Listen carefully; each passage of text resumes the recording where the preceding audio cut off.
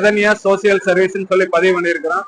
அந்த Rithanya social service மூலயமா பெண்களுக்கான அனைத்து பிரச்சனைகளுக்கும் தீர்வு காணக்கூடிய ஒரு இலவச ஆலோசனை மையம் திறக்க போறோம்.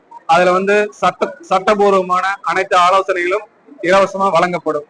அவங்களுக்கு அந்த பிரச்சனை தீர்வுக்குண்டான கடைசி முடிவு வரைக்கும் கூட இருந்து எங்களுடைய இந்த சமூக சேவை தொடரும். அதே போல இனிமேல் இன்னும் என்னென்ன மக்களுக்கு எங்களால செய்ய முடியுமோ அந்த சேவைகள் அனைத்தும் தொடர்ந்து செய்வோம். இது முதற்கட்ட பணி. இன்னும் அடுத்தடுத்த நடவடிக்கைகள் என்னென்ன எங்களுக்கு மக்களுக்கு ஏற்பட்ட பிரச்சனைகளுக்கு தீர்வு சொல்ல முடியுமோ அதுக்குண்டான அனைத்தும் எங்களால முடிஞ்ச வரைக்கும் செய்வதற்கு தயாரா இருக்கணும்.